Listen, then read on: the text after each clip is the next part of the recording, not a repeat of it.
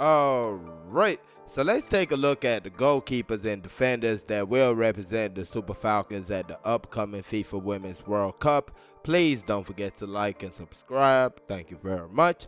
And we start with the goalkeepers, of course. Chiamaka Nnadozie, the first player on the list, and that's Chiamaka Nnadozie of Paris FC in France. #1 goalkeeper for club and country, and that's been so for a while now. I mean, she's definitely a shoe-in to be the starting goalkeeper for the team when the World Cup starts. She had a fine season in France. Her team qualified for the Champions League in the second season in a row, and she has been a big part of that right there. Moving on, and next we got Alozie of Sport in Turkey. She basically became the second choice goalkeeper at the last World Cup.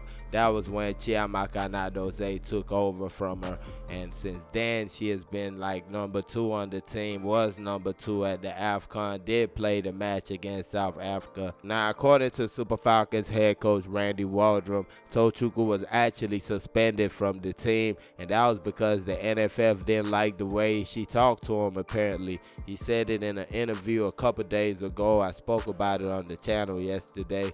But I guess that's why she was not on the team in the last few matches the Super Falcons had played. Now, that being said, just like Chiamaka Nnadozie, Alozie is a fantastic goalkeeper. She's won a women's AFCON for the Super Falcons before.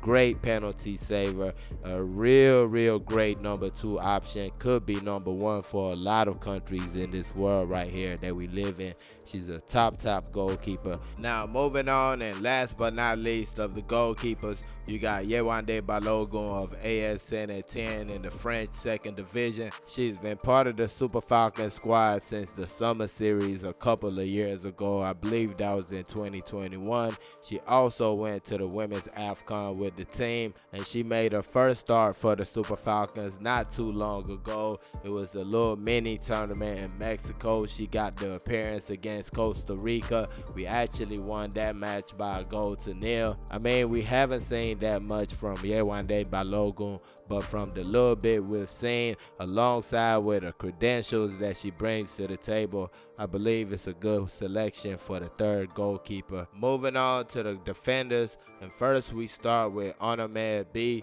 It says Abia Warriors on the thing, but I believe she was clubless up to the time of selection. So she made the move to Levante Las Planas at the beginning of the season, the beginning of this season that just ended. And the thing was, she didn't get any playing time like that. She played in like one match, a substitution appearance, and it wasn't even that long. I believe it was against Barcelona. Then around the halfway mark of the season, it was announced that both parties had mutually agreed to part ways, and that's about where we're at right now. There were the rumors of her joining Abia Angels during the season, but that never happened. Well, I guess she was going to play for them if they made it to the Super 6, but they did not qualify. She did start the Super Falcons' last 2 friendly matches, and I felt like she did okay in both matches. Actually scored the first goal against New Zealand. Now, I know there's always going to be the age debate when talking about Onome B, especially lately, but I just want y'all to know that you should be trying to cherish these moments. Seeing such a great player do what she's doing is a historic moment,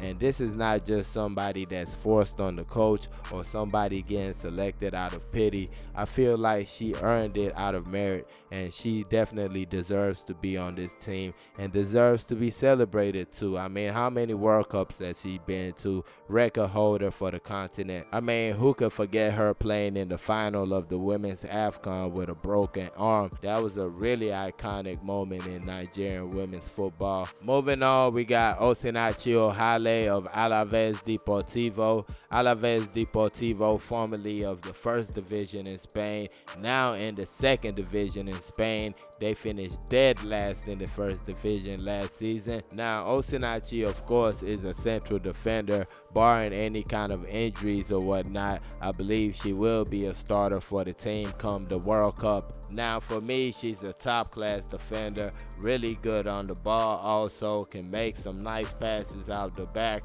We saw that in the Women's AFCON AFCON when she was basically the offense for a full match. So she got that in her locker, and I just feel like the main thing she got to worry about is her health. If she can stay healthy, she's more than likely going to have a good tournament. Next up, we got Ogbonna of Besiktas in Turkey. That's in the Turkish First Division. She was actually part of another team in the Turkish First Division, Sport. That was at the beginning of last season. Then she got sold in the middle of the season, or loaned to Besiktas, where she ended the season. So Ogbonna is a fullback. Her first position is at the left back position, but she can also play as a wing back. Was played as a central defender against the USA. That was in the last friendly match we played against the USA. She actually got an assist in that match. I don't think she's going to be the starter for the team at the World Cup, but I do believe she's a good option to have. Next up, we got Ashleigh Plumptre of Leicester City. Leicester City in the English First Division. That's the Women's Super League. Ashleigh joined the Super Falcons during the AFCON qualification. I believe that was during the match against Ivory Coast, if I'm not mistaken. She played in the 2 matches against Ivory Coast, and since then she has been a part of the team, a big part of the team. She was part of the women's AFCON squad also, and just lately she didn't play the last 2 matches, and that was because of injury. But obviously she's on the team. She's definitely a big player on the team. I felt like the coach was putting her in some tough positions earlier on in her international career.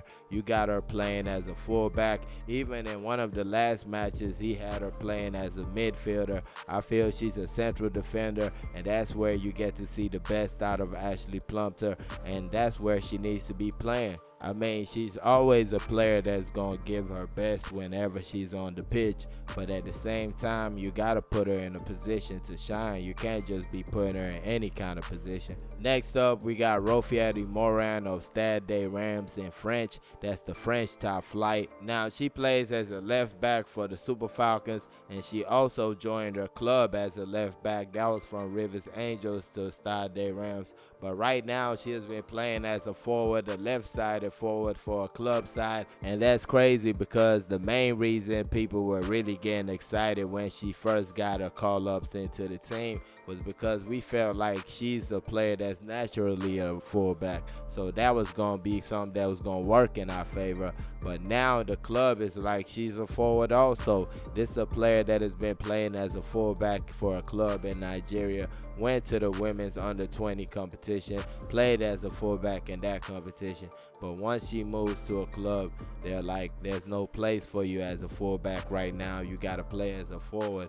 And I don't think many people are going to turn that down. You might turn down playing as a fullback when you're a forward. But when you're a fullback and they say, hey, we need you to play as forward, you're not even going to let them ask twice. Next up, speaking of players who are forwards and asked to play as fullbacks, Alozie of Houston Dash in the USA. She plays as a forward for a club, but for country, she plays as a fullback. She joined the team basically the same time Yewande Balogun joined the team.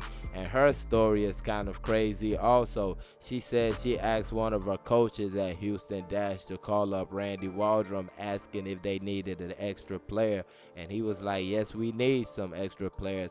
And Alozie appears, and her first appearance for the team was just fire. And her performance at that competition, I believe she scored against Portugal. She took everybody by storm, and here we are. I mean, I felt like the women's AFCON wasn't her best performance. I felt like her playing as a fullback in that competition was a little bit tough, but she's getting used to it. You saw her last 2 performances for the Super Falcons. She was just absolutely awesome against Haiti and New Zealand, and hopefully that's what we see at the World Cup. Now, last but not least of the defenders, you got Tosin Demahin of Stade des Reims in the French top flight. Of course, teammate of Rofiati Moran. They both joined the team at the same time right after the Under-20 Women's World Cup. Tosin Demahin was the captain captain of that side and helped lead them to the quarterfinals of the competition. Now, after the under-20s, she kind of walked into the starting lineup for the Super Falcons.